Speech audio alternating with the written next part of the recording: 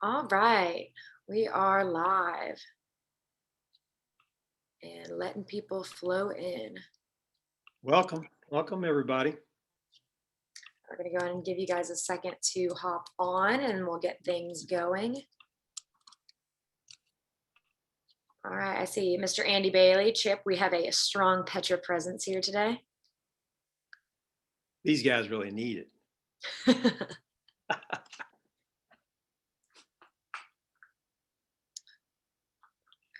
Okay.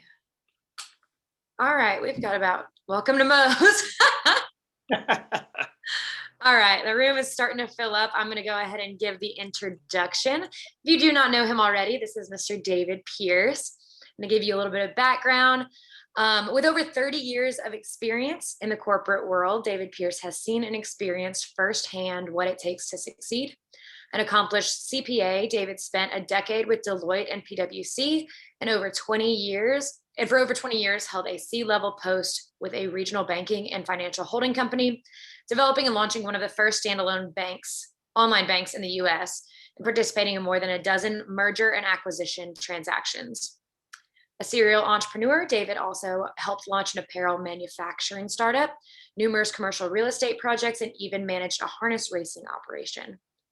With a desire to share what he learned along the way and help other companies live out their core purpose, David left the corporate world and launched his own consulting practice, eventually becoming a certified Petra coach, where he spent the last 4 years helping organizations scale. So welcome, David. Recently, we've been talking a lot about making sure that your organization is ready and financially equipped for 2021.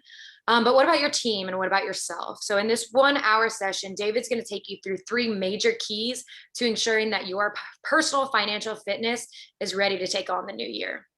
This is an interactive session, so make sure you take advantage of the chat box and the Q&A if you have any questions throughout. And David, I'm going to go ahead and let you take it away. All right, Leah, thank you. Welcome, everyone. I hope I leave you today with some hope for your personal financial position.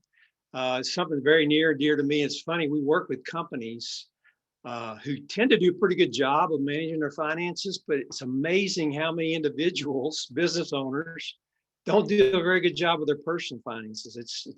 I'm not sure why that is, but it seems to be the case. So I'm going to go through some statistics today to kind of talk about what the financial picture is out there, mainly in the US today. And I'm going to give you some tools and some applications that will hopefully give you some more control over your finances. I'm going to talk about some things that are a little unconventional and not really mainstream today. We tend to live in a society today where we're in immediate gratification, meaning I deserve this. So I'm going to go out and buy it on credit, whatever it takes for me, because I need this thing now, as opposed to waiting until I can really afford that. So I'm going to talk about waiting more than I am going to talk about immediate gratification. And that's not really mainstream today. That's not what the media and social media, and that's not what life would tell you. But I can tell you that is the way to live if you want to get control in your personal finances. I really think it's one of the biggest crises out there. It doesn't get a lot of play. It is a source of a lot of anxiety, a lot of personal relationship struggles. And I think the biggest thing, it is the biggest limiter of your potential, because we get caught up and tied to a paycheck and in debt that we can never take advantage of opportunities because we can't take the risk of missing a paycheck. So that new job that comes up there that looks appealing to you, but you can't take the chance on it because if it doesn't work out, you're in trouble. Or you want to start that business. You've always had something you're passionate about and you always wanted to do, but you can't take that risk because I've got to have that paycheck come in every week or every 2 weeks. So I'm just going to stay where I'm at. And so many people live their life all the way to the end trapped because they've gotten themselves in poor financial condition at an early age and they never get out of it. So I want to give you some hope today that's going to hopefully get you started on getting out of that if that's your situation. A little about me. You can reach me, first of all, at david@petracoach.com. My phone number's here. I'll send you these slides after the session, so you have access to me if you need to. Some topics I want to talk about today. I want to give you some statistics. I always like to kind of give you the lay of the land. Every time I look at these, I'm just astounded. So I'll give you some of that first. Then we're going to talk about the key thing. Your success is getting on a budget. And we have a phrase called every dollar has a name, and I'll explain that. And then having some emergency funds for those little life curveballs that hit us all the time, being prepared for those. And I'm spending a lot of time or some time talking about debt. This is the key. We've got to get on the other side of our debt load. We cannot continue to add to our debt, which most people tend to do throughout their life. Once we get past that, then I'm going to talk a little more about some other things that always get talked about: retirement, college for your kids, some life planning things. And we'll talk about those as well. So money statistics. Again, every time I see these, I'm just astounded. So let me share some of these with you. In 2019, American Express, Capital One spent 2.8 and $2.2 billion respectively on advertising. Billions of dollars on advertising. You see them every day on your TV shows and print ads. I just did some on Saturday. I got 4 notices in the mail. One for AAA or AA Advantage credit card. They give me 70,000 miles. I'll sign up for their 22% credit card. I can get this $50,000 home equity loan. I can get this another $30,000 household loan, and I can get this pre-qualified for $1,000 to $50,000 on this company called Upstart. No shortage of solicitation of getting us into debt. And that's going to continue. So if you don't have control over it, it's going to get you at some point in time when you need it, when you need some extra money. And the reason they do this is the annual income haul by the credit card companies, $170 billion in 2019. It's big money to get you in debt and to sell you their credit products. The average consumer debt is around $40,000. That's, consumer debt, household debt, second mortgage debt, that kind of thing. 750,000 annual bankruptcies on a personal basis, not business bankruptcies. And also in 2010, which was the peak of the last recession, that more than doubled. So we've gone through a pandemic. We may be going through a slowdown in our economy, or we have been going through a little bit of a slowdown. So I expect those numbers to be higher than normal. And the primary reason these bankruptcies occur is because of uncontrolled debt. It's not necessarily loss of job, it's uncontrolled debt. Here's one that's the most astounding statistic. 78%, or 4 out of 5 American families live paycheck to paycheck. Now think about that. 4 out of 5 households live paycheck to paycheck, meaning they cannot stand a hiccup of any kind in their finances, or they're in trouble. And what happens when they do, when it does, is they go to credit cards. And it gets easier and easier. The more you do that, the less painful it is for you to go out and charge that next thing when these disruptions occur. So 4 out of 5 families, they have to have that paycheck or something major is happening in their finances. So we live in debt prison. In many cases, that is a life sentence, meaning you die with an inordinate amount of debt that your family or your state's responsible for. And I'll show you a graph that it speaks to that. This is kind of interesting. Consumer debt by age groups. Now, really, what I want to point out here is that as you get older, you get more into debt. Gen Z, 11,000, millennials, 27,000, Gen X, 33,000, next group's of 50-something thousand. Same thing for mortgage debt. So to me, that's counterintuitive. You think as you get more successful, you would have less debt, but that's not the case. We're in a debt rhythm that we continue to grow our debt as we get older. We up our lifestyle more and more beyond probably our means. So again, this is troubling. We don't get, as we make more money, become more successful, we get more and more into debt. This is an interesting graph. That previous slide, the previous 2 slides were for everybody in the population. I mean, there are a lot of people out there that don't have any debt. So that was thrown into the averages. This chart takes only those age groups that have debt and throws out all the ones that don't. Now look at this. It's really telling. The 45 to 54 age group have on average $600,000 of debt. That's mortgage debt, that's second mortgage debt, that's car loan debt, that's consumer debt, that's other types of household debt. It takes a pretty good income to pay on $600,000 of debt. Again, this one may be more troubling.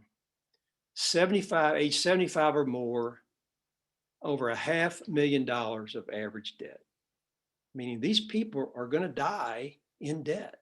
They never got to a point where they were free of this debt burden, and in all likelihood, they forego some opportunities in their life because they couldn't stand the risk of losing a paycheck or some income. That's a shame.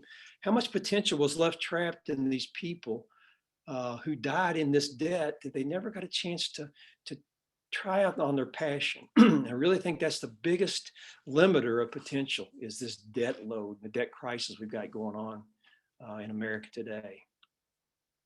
So the American dream, which with my parents was a little different than what it is today. There's some cracks in the American dream. Typically, you would work, you'd save some money, you retire comfortably, and you would, go off into oblivion. Even credit cards really weren't a big thing until the last half century. So my parents didn't have an issue with credit card like we do today. So the American dream is not quite what it used to be. Are Americans ready for retirement? This is interesting. This comes from the Federal Reserve Bank of St. Louis. 35% of all U.S. households have no money in retirement. A third of households have no money in retirement savings. And those that do, the average is only $1,100. That's not going to get you very far in retirement. And this third item over here, the age 56 to 61 have a median balance of only $25,000, which means they're going to be dependent on Social Security and or family, or they're going to have problems in retirement surviving. The problem with this also is we're living longer and longer than we used to, which is going to require more funds to sustain our lifestyle after retirement. All this is troubling. All this doesn't have to be the case. One more great statistic, really helping you guys out. Half of Americans will retire broke. 34% have no savings, 21% less than 10,000, 11% 10 to 49. The majority of us are going to retire with either no savings or inadequate savings to support our lifestyle when we retire. How's that? All right. So I'm depressed, David. Thanks a lot. Appreciate you telling me all that great stuff. I kind of knew that, but now you really pointed out. Now I feel like hell. Thanks a lot. Appreciate it. Now what? Well, it's time to take control. Just like we do in business, we get control of our business and we manage within our means. So you've got to take control and show money who's the boss. The first thing you got to do is get on a budget. I don't think there's any business out there that doesn't have some kind of budget process. So every year they sit in and create a budget. They attempt to live within that budget based on their income. They do a pretty good job of doing that, but we don't do that as in our personal life for some reason. We just live paycheck to paycheck and let life kind of happen to us. So first thing you've got to do is get on a personal budget process, because with a budget, you're the master of your money. Without a budget, you're not. It's just as simple as that. So we've got to get to where we're using a budget, we're sticking to a budget, we're committed to that. I've been trained in personal financial planning, and the process that we teach that I believe in is called zero-based budgeting. Let me talk about that a little bit. Use a phrase called every dollar has a name. And what that means is every dollar you bring in, say in a given time frame, typically a month, gets allocated somewhere, to a living expense, to debt service, to savings, to something. It doesn't just set as a balance in your checkbook. Because if it sets as a balance in your checkbook, the end of the month, you have a little money left over, you're going to spend it. That shiny object's going to come about, that TV ad, you want to go out for dinner or a nice vacation, you're going to spend that money if you haven't allocated it. So we use the phrase, every dollar has a name. I mean, everything that comes in gets allocated somewhere in this budget, and you don't have any just excess funds sitting out there that don't have a name on them. Few more pointers about budgeting. We believe you got to first of all protect what we call the four walls. That's food, utilities, shelter, and transportation. You got to have food for yourself and your family. You got to have utilities, you got to have heat, electricity, you got to have that. You got to have shelter. It can be rented, or maybe you have a mortgage or you own a house. You got to have shelter, and you got to have transportation. It's kind of hard to have a job without some kind of transportation. We call those the four walls. Those have to have priority in your budget. So you got to sit down and come up with your estimates and manage those four wall expenses first of all. Also, you're going to budget every month. If you've never budgeted before, this is a great exercise. You're going to sit down and create a budget. End of the month, you're going to look back and see how you did on the budget. You're going to create a new budget for the next month. And every month, you're going to rinse and repeat and recreate a new budget or create a new budget every month.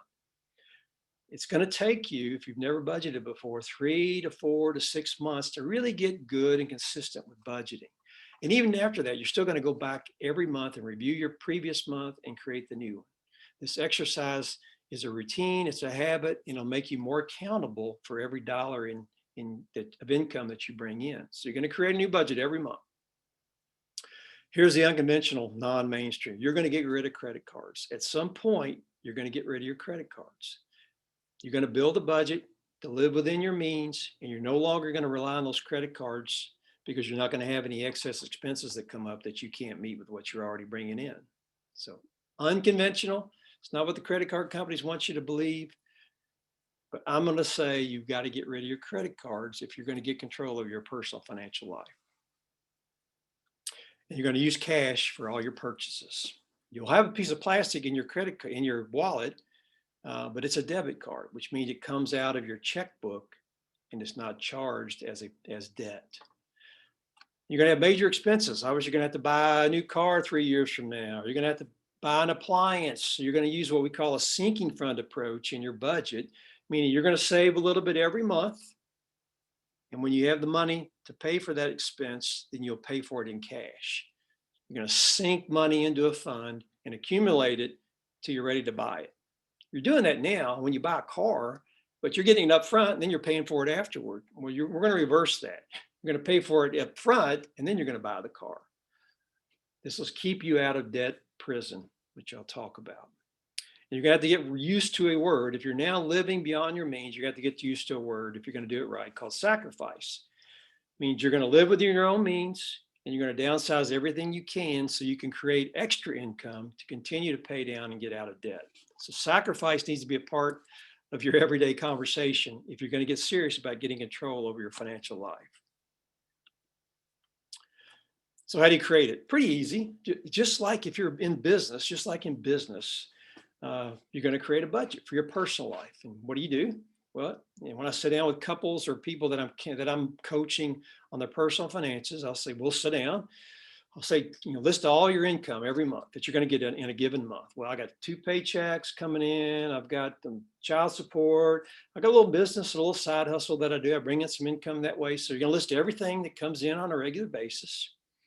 If you got some variable type income, like if you're a commission-based salesman and some months it's this and some months it's this, I would say use a conservative number, something you can depend on. So it ranges from 500 to 700 any given month. I'd use 500 to be the number you're going to work toward.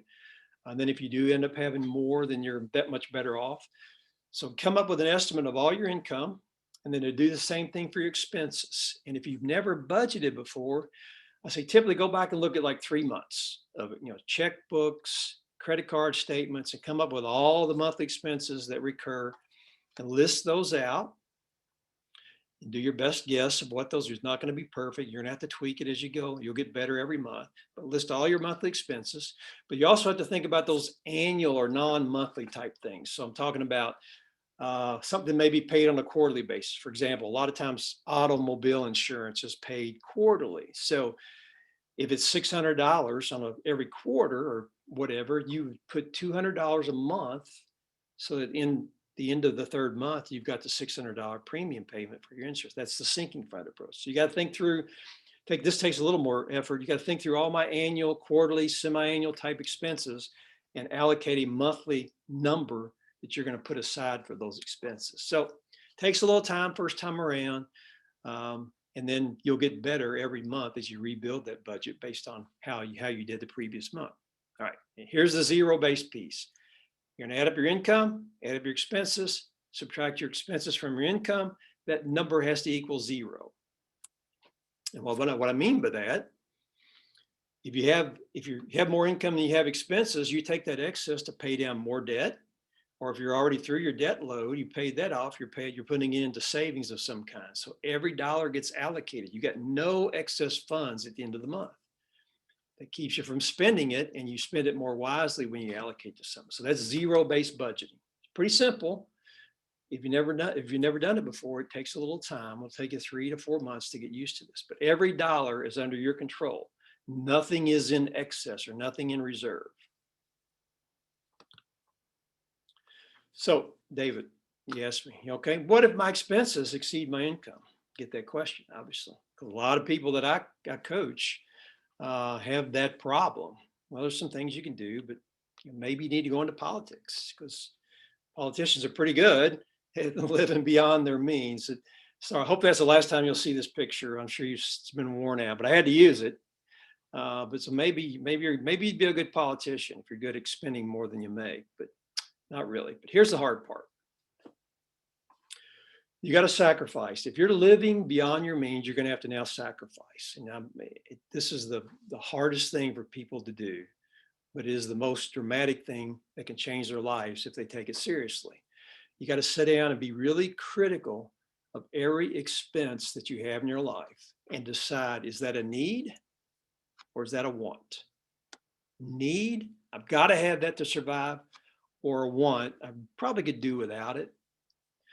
Here's what you do. Once you identified all your expenses and categorize them as needs or wants, wants get axed, wants go. So you're not going to eat out 3 times a week. Those go away. You're not going to go to Starbucks. You're going to cancel cable TV. You're going to cancel those subscriptions. You're going to do these things. Get rid of the things that you don't have to live on, because you've got to get to a point where you can live within your means with everything that you bring in. So wants get axed, needs get reduced. You look for ways to lower the cost of those needs that you have in your budget. So instead of buying name brand products, you buy generic products. You quit buying Starbucks coffee, you make it at home. You cut your cable, your subscriptions. You eat in. You don't dine out every week or 3 or 4 times a week. Maybe you need to trade your car. This is a real life example. I had a couple that I was coaching. During the pandemic, they were working at home, and that was going to continue to happen for some period of time. They had 2 cars. They decided to sell one of their cars, take that money, they had a little more, it was worth more than what they had in it from a loan standpoint, took that money to pay down some debt. They were willing to sacrifice working within 1 car and thought they could do that to begin to get them out of this debt prison they were in. So that's what I mean by sacrifice. You also might need to find some more money. We've all got crap sitting. I'm looking at stuff in my basement right now where I'm at. Probably could get rid of if I need to raise some money. We've got, those weight machines and those treadmills we all bought that we were going to do, we don't use anymore. Maybe we need to sell some stuff, pay off some debts, so we have this cash flow that we need to get our budget in balance. So maybe you need to sell some stuff. Maybe you need to take a second job. Maybe it's time to become that Walmart greeter, and at least until you can get out of debt. There's nothing wrong with having a second job. Or maybe you need to create a side hustle. A lot of us have skills that we can use to raise money that we haven't capitalized on. Another great example, had a couple, one of the spouse, the lady was a school teacher. And during the pandemic, she was teaching from home. So she got pretty good at teaching virtually and said, man, I could probably tutor kids on the side and raise a little money. And so she did. So now she's created a monthly extra income of $500 by working 2 or 3 nights a week, couple hours here and there to tutor kids that she feels like she can continue at least until they get out of debt. So she's created this extra income of $500, willing to sacrifice a little time with her family to get them to the other side of the debt prison. So what can you do to create some more income? You've got to begin thinking that way if you're going to get serious about controlling your finances. So let me share you. I'm going to give you a couple of templates, and I'll give you these after the session day. You'll get some templates, so I'll give you these things. But let me just show you. I want to share a couple of things here to kind of show you how I do it or how I've done it. This is nothing more than a worksheet, a spreadsheet. And if you're really any good at it, you can do this. But basically, you list kind of on a formatted basis all of your different expenses that you're going to have. You list those after you've gone back and look at 3 months and figured out, I got to spend $500 in groceries. And you list those budgeted amounts. You list all of your income up here. It's just nothing more than a worksheet. You do that the first time, and you come down here, and the worksheet will tell you if you have excess income or excess expenses. And then you can go back and tweak it using this worksheet. And this works. This is fine, especially if you don't mind digging into this and working through it. And what you do have to do throughout the month is kind of update your actual spend every week or so you can get an idea of how you're doing, but it can be done manually. And I'll give you this worksheet. It's a great start. If you've never done a budget before, it's good to do this on paper like this to kind of give you something to refer to. So budget your income and expenses, and then you track your actual spend throughout the month to see how you're doing. A better way that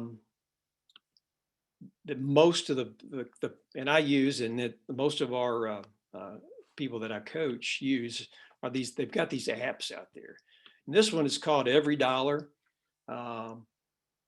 It's an app, and the beauty of it is you link your checking accounts or credit cards. Hopefully you don't have those anymore, but credit cards and checking accounts into this app, and it brings all the transactions in as they get processed. And all you have to do is categorize them by these different categories, giving or savings or housing or cable, trash, whatever.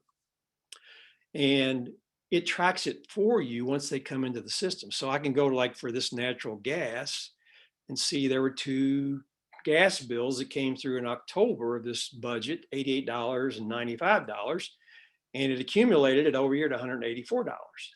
So the beauty of this is it takes that manual process out once you've got it categorized. And if those expenses come through every month, then you don't have to categorize them if the descriptor is all the same. So this is actually a real person. This was October 2020, and they'd planned this income, and they were fortunate. They worked some overtime, some things went on. They actually had more income than they had planned.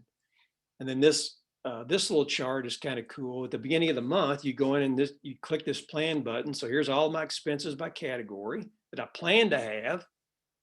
And I could go at any point during the month as I've tracked them over and find out, here's what I've spent. And red is bad, means you've gone over your plan.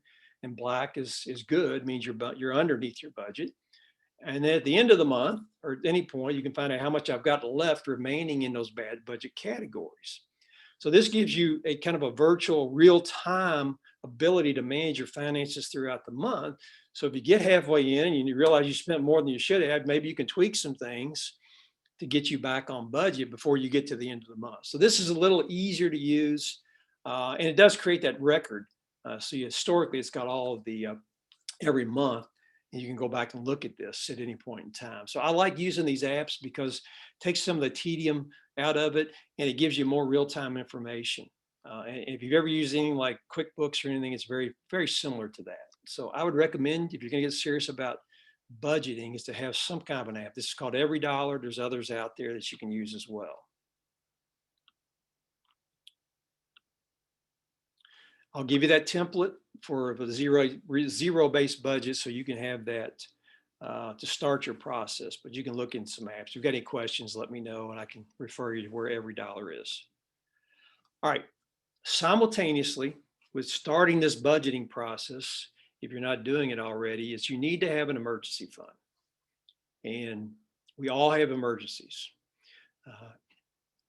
The car breaks down. That's one of the biggest emergencies that happen in basically everybody's life.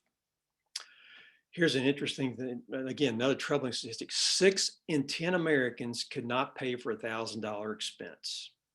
6 in 10 of us cannot stand could not pay for an expense of $1,000. So what happens? Car breaks down, we get out the plastic and we get more into debt.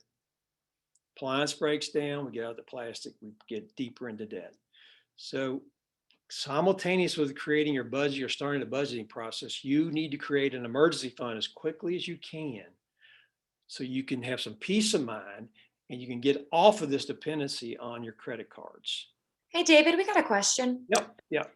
It says, what about if you use your company's credit card that is deductible and it partially covers some of the expenses? Would you recommend connecting company cards here too? Example, my car is a company expense. Yeah, that's a good question. Here's my answer to that. And this isn't right or wrong, but the less dependent you can be on credit cards, the better, because when you're spending your own cash, there's emotion involved in that thing. You're going to think more conservatively about an expenditure. I realize some people are very good at controlling expenses and managing their credit cards. Often when you've got a credit card with company things, those things get intermingled. My advice would be to avoid it when you can, because again, if you've got emotion involved in an expenditure, you're going to be much more conservative. Plastic's painless, guys. It's a piece of plastic. When you're buying something, there is no emotion involved. It's just a piece of plastic. Emotion comes later when you got to pay the bill. So I'm not saying don't do that as a rule, but just make sure you're cautious about not getting about that dependency on it. And it's not right or wrong either way, but the less dependent you are on using your plastic, the more emotions involved and the more conservative you're going to be and manage your finances. So there's a follow-up question with that as well. It says, what if credit cards are paid in full and no debt, plus you take advantage of points and cash rewards? Same answer. You've still got no emotion. There's been some studies involved that people that use credit cards, even if they pay them off every month, tend to spend more than people that don't use credit cards. Even if I've had that issue. Even though I've always paid my credit card when I've had them off, it's a lot easier for me to buy that shiny object out there when really I probably didn't need it. But if I knew if I had to write a check for it, I probably wouldn't have done it. So again, I understand that. Some people say they're very good, but if you'll look back, you probably bought things with that credit card that you probably didn't need simply because you felt like I'm going to pay it off. So the more emotion I can get you and get involved in your purchasing process, the more conservative you're going to be. So again, it's not an absolute right or wrong, but if you're going to weigh on one side or the other, you're better off not using credit cards. Those points and things are just temptations to do more, because the points are going to make you go on a trip and you're going to spend more money probably than you might have spent had you not had those points to use. So you may not like that, and that's a little unconventional, but if you want to get control of your finances, that's the more conservative approach. Hopefully that helped a little bit. But so anyway, back to the emergency. You got to have an emergency fund. You got to find a way to have a fund. And this is when you sell your crap, you have yard sales, you go to eBay, get that fund in place as quickly as you can to give you that peace of mind. And again, to keep you from having to go to the credit card when these small inconveniences occur. When they happen, use your emergency fund and you'll begin to reestablish that as much as possible. Once we're over the debt hurdle, which we're going to talk about next, I think you should have a bigger reserve fund of like 4 to 6 months of expenses that sits in some kind of liquid account that you could get access to if you needed it. Perfect example of this, during the pandemic, people that were in the hospitality business lost their jobs overnight. If they had, and some of them hopefully did, but if they had this 4 to 6 month reserve, they would have been able to survive and get to the other side to when the restaurants and hospitality business began to come back. If they didn't have this fund, then they were already immediately in trouble. They had to go scramble and find another job or quit paying on their debts or whatever. So at some point, you should have a bigger reserve fund, 4 to 6 month expenses to help you get through those disruptions that may occur, some of them unexpectedly. All right, this is the biggest topic. Debt prison. I showed you all the statistics. People are dying in debt. You don't need to be there. And this is the method or strategy that I help coach people in. And I've seen stories and some personal experiences of this works. It's just a methodology. It's not magic. It's just a methodology to help you think better about getting out of debt. We call it the debt snowball method. And if you think about it, we've ever been out in the snow at the top of a mountain or a hill, and you've rolled up a little snowball and you roll it down the mountain. And as it rolls down, it gets more momentum, more speed, but it also gets bigger as you go. Well, that's the debt snowball. We're going to start attacking our smallest debts. And then as we get more momentum and more cash flow, we're going to pay off bigger and bigger and bigger debts till you're ultimately paid off. Start small, work down the hill to get bigger debts. Let me show you how this works. First of all, you've got to get to a point where you've got more income than living expenses. You got to get to that point first. That's the first hurdle. Then when you get to that point, you figure out ways to generate more income. Maybe you even get better at cutting expenses.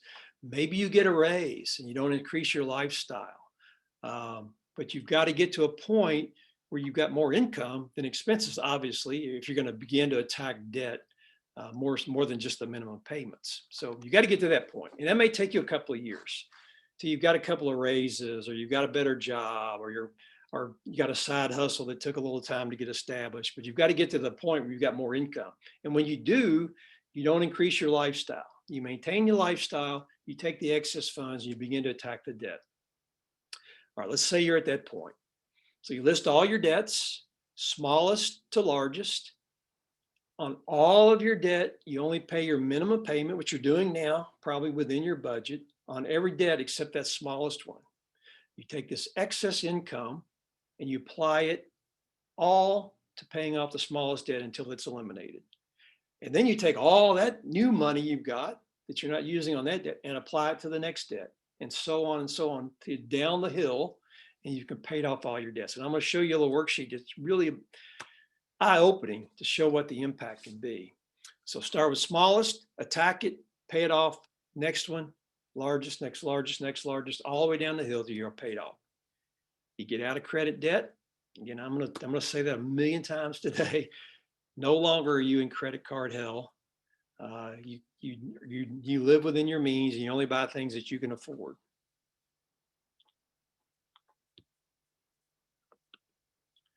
Let me show you this calculator. It's really, really pretty cool. Show you the impact of what this could look like. Hey, TP, we did get a couple questions as well. Absolutely. What is your opinion about using a debt relief company?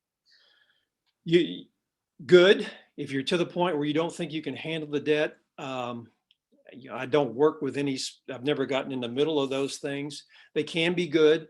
Some of them are out, they'll charge you extra fees, and they base it's consolidation loan. Doesn't really get you out of debt, it just extends your debt. So make sure you're working with someone who's going to help get you out of debt and not just really consolidate everything and get a payment that extends everything. But I've heard some good results of working with debt relief companies. It just depends on what kind of shape you're in, really. So answer would be, can be good. Personally, from my standpoint, I would want to pay the obligations that I committed to and feel morally obligated to do that. Sometimes we've gotten such bad shape that we can't do that. So they're not a bad thing, but just be careful on choosing one that's really going to get you out of debt and not just extend your debt. And then the follow-up to that was, is there a fee for everydollar.com? Is there a lot of advertising you get on this app? Do they seal your email address? There is a fee, it's $100 a year, something like that. But I tell you, if you're serious about budgeting, it's a very low expense. It's $100, $110, something like that on an annual basis. But there may be some free apps. This is the one that I use. I think there's one called mint.com. I think QuickBooks or Intuit has. So it's not the only one, but I think that one does have a fee. It's $120 a year, something like that. But well worth it if it gets you focused on your budget. That's an expense that you can afford. Let me tell you, this is really exciting. You've never even thought about this before. But really could be a real example of someone. This is typical of what I might see with someone that I'm coaching. They've got 4 pieces of debt. This is not your mortgage. Mortgage is just something outside of all. This is all your consumer, higher price debt that we've used to live off of. So they've got 4 pieces of debt. Probably a credit card here for $1,200, another one for $2,500, maybe another one for $4,000. These are all the minimum payments that they're paying within their budget now. And these interest rates, these are the interest rates you can get off your statements. And then they've got this $12,000, which is probably more like a car loan. 5%, they're paying $450 a month. All right, so this is typical. This is America here. This is a typical household. 4 pieces of debt. Let's look at this a little bit. So if they're only paying the minimum payments, if you look at this, just look at this first debt down here. This first $1,200 debt, they're only paying their minimum payment. It's gonna take them over 5 years, 68 months before that $1,200 debt is paid off. 5 years before that's paid off. It's a long time. For all the debt, the longest one, it's going to take 99 months. That's over 8 years, almost 9 years before all these 4 debts. So that's assuming they don't add to that and they're only paying the minimum balance. And many people do. They pay only the minimum balance. Problem is they typically add to these balances. Let's assume these are good, diligent. They've decided they're only going to pay. They're not going to add to these debts anymore, but all they can afford is their minimum payment. It's going to take them 8 or 9 years to get out of debt. Long time. Let's go back to my example of the school teacher. She's now got $500 coming into their family that they can use to pay off debt. She's got this side hustle going. She's tutoring and she can depend on that.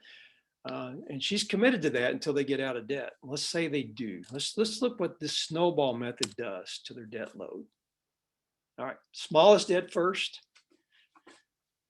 They get the $500 coming in less than 3 months. That's gone. It was 5 years. Now it's 3 months. They now take this excess money, and now they're paying $580 a month over here in debt number 2. Debt number 2 is gone in 7 months. Debt number 3 and debt number 4. They keep paying, rolling that extra money that they were using on the previous debt down the road. So remember, it's going to take them 8 or 9 years to get out of debt. Let's say they stuck to this methodology. In month 19, a year and a half, they're totally out of debt. They go from 9 years, almost 9 years, to a year and a half by applying this extra income using the debt snowball method. Incredible, guys. How much freedom would you have if you got out of debt in a year and a half when you felt like you were going to be in this forever, which most people are? It's not only freeing financially, it's freeing mentally as well. And you get rid of a lot of anxiety and relationship issues because now you're out of debt and you have more control over your future. So this works. It's not a magic pill. You got to have more income, but it's incredible what this power, this intentionality can do. So that's the debt snowball method. Again, I'll give you this worksheet. Maybe you'll get some inspiration by plugging in some of your information with that as well. All right, we've got a few more minutes here. Let's go into some other things. All right, couple of quick hits about insurance. Insurance is in your budget, and there's about 7 types of insurance that we think you've got to have. And it's homeowners, automobile, life insurance, disability, health, long-term care, and identity theft. Let me do some real quick hits about these, and we'll move on. Homeowners, you got to have a replacement cost. It's catastrophic if you have something happen and you don't have replacement house on your 4 walls. So you got to have replacement cost. If you're in the flood zone or earthquake's an issue, you should have that coverage as well. Deductibles, affect the premium. So afford as much deductible as you can that will lower your premiums. Automobile insurance, you got to have liability and comfort. You got to pay for damage to property and individuals. You got to have coverage for that. You cannot afford that. It's pretty catastrophic. Collision, maybe not. If you got an old junker you drive around, maybe you don't want collision on your car because it would be cheaper to just buy another junker than it would be to repair it. So maybe not collision. And there's also some state mandates you got to comply with. Your agent can help you with those. These are two insurance that you need to have. but the purpose is often sold to you as something other than what I'm going to present here. The purpose of life insurance and disability insurance is simply to replace lost income. Whole life insurance is often sold as a good investment. And I'm not an insurance person, but I've done some math, and I think it's better to review or assume this is not really, you don't get a life insurance for investment purposes. You take the difference between your premium for whole life and the premium for term, and you invest that difference as opposed to having the insured invest it. Most cases, you're better off. So I believe you should consider this simply as income replacement and not investment. So the purpose of life insurance is to replace your income if you die or the primary breadwinner dies.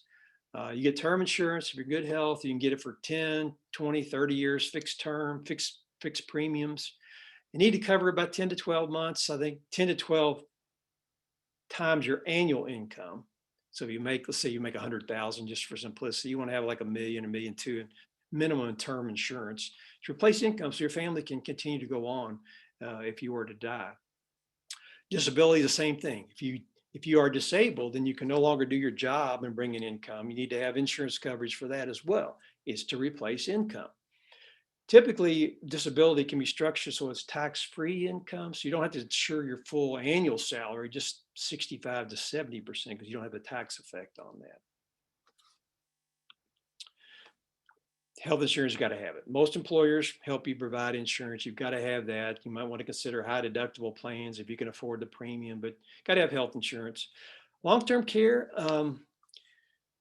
this is a tough one, but it can be pretty expensive. An interesting statistic, if you live to age 60, there's a good chance you're going to need it, 65 to 70%. You're going to need some kind of long-term care, either in the home or in a nursing home or a care home of some kind.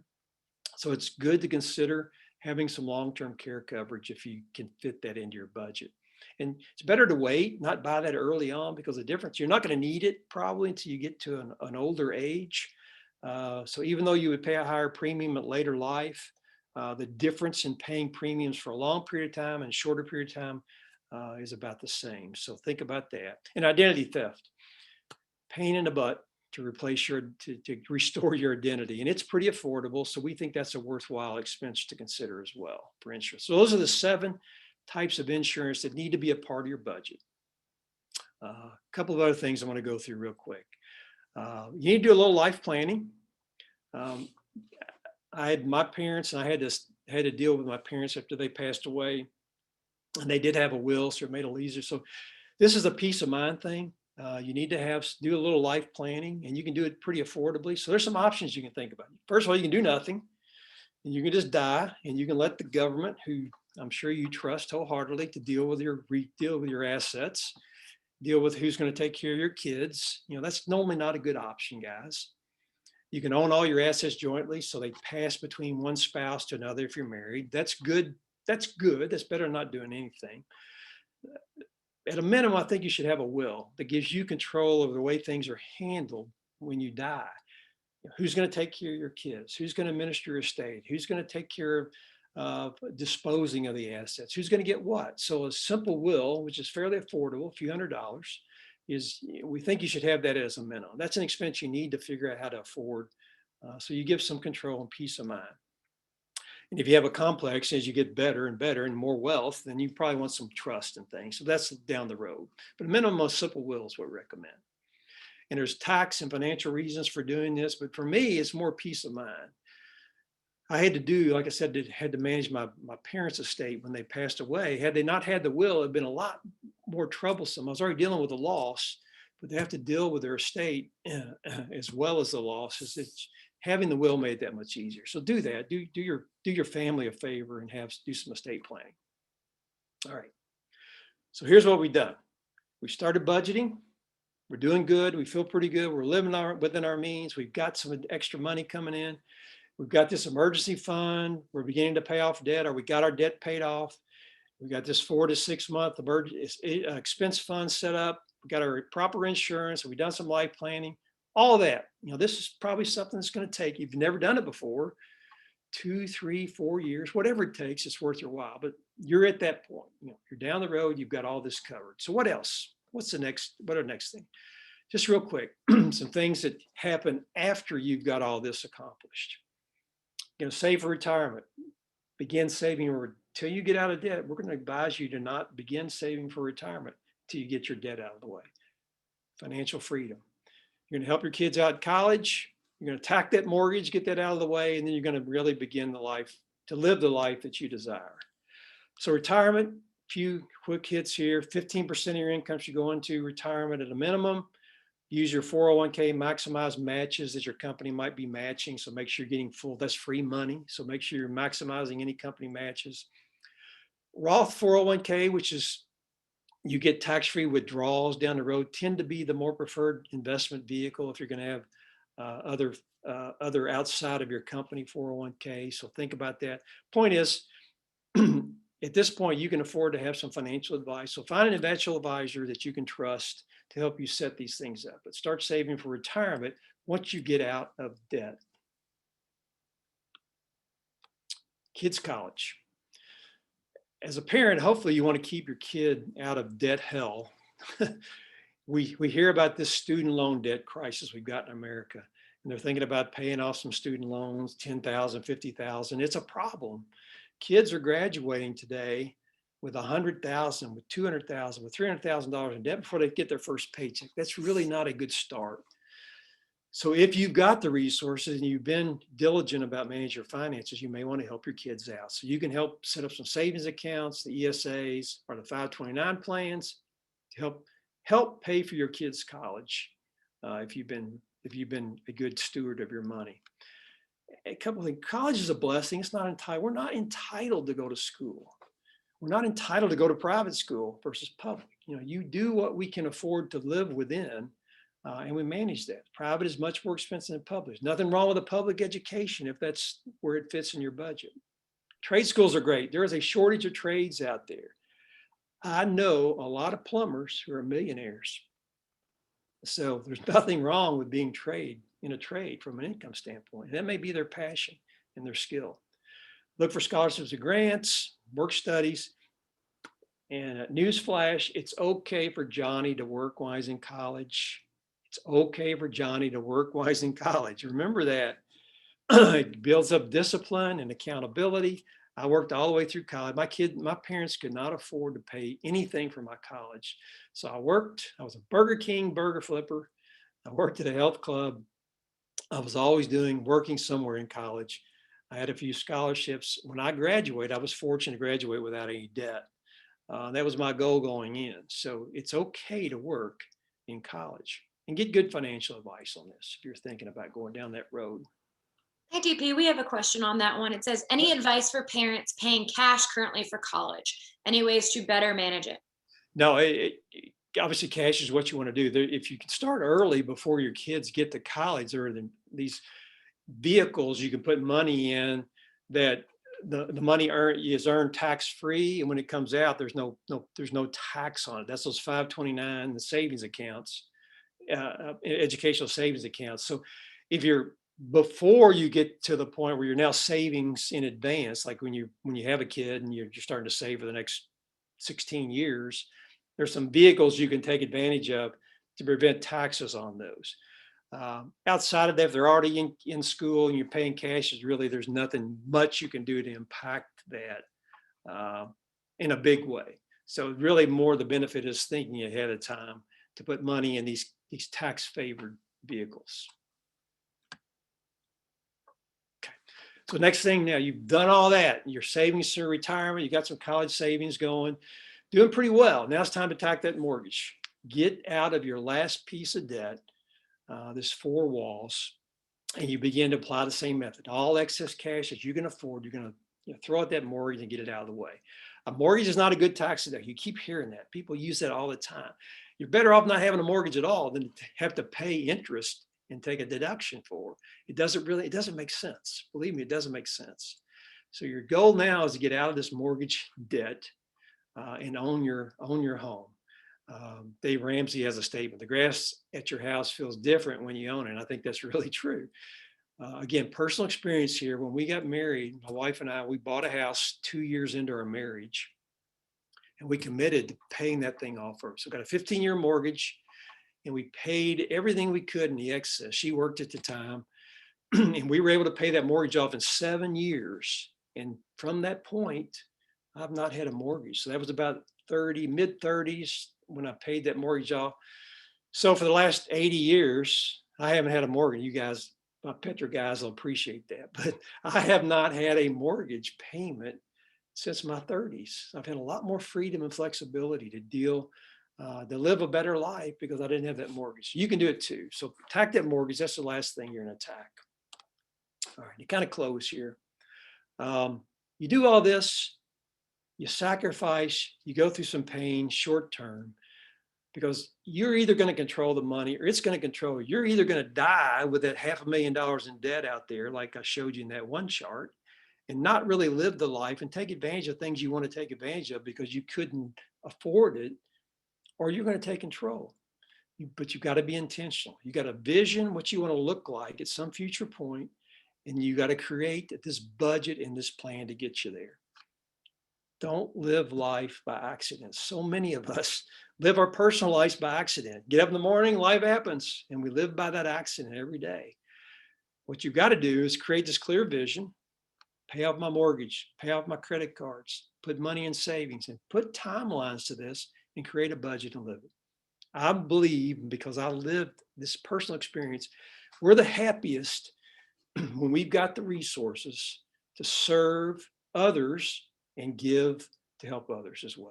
That's real joy and real satisfaction in life. It's not that next dollar in savings or that next promotion. Real happiness comes from serving others. I truly believe that. I like the statement, hold your possessions with a loose hand so some of it falls through. You can't do that if you're in debt hell and you live paycheck to paycheck. I want you to get to this point. So you can have a nice set of possessions, but some of it gets through and gets to others and enriches them. Maybe it's your kids, maybe it's people you don't even know. But if you can get to this point, I can promise you, you'll be much more content, have less anxiety, have better relationships, and you'll be able to realize your true potential. And that's my goal when I talk to anybody about personal financials. I ultimately want to get them. I see this already for them. My goal is to get them to see this for themselves and get them there. Hopefully I've given you a little hope and not depressed you today. Again, you can reach me at David at Petra Coach. My phone number's on here. You can do this. I've done it. I've seen it happen in lives for the people that I've coached and talked to other coaches who do the thing. It can be done. So please take your personal finances seriously. And if I can help, you've got this. We'll send you all these slides. I'll send you a couple of worksheets, and reach out if you need any help. So with that. Right. Thank you so much for attending, you guys. And thank you, David, for the knowledge share. Like David said, you will be receiving a recap with a link to top takeaways, resources, and a recording of today's session. Also, be sure to look under the resources tab at petracoach.com for more upcoming webinars. And have a great rest of your day, everyone. Thank you, guys.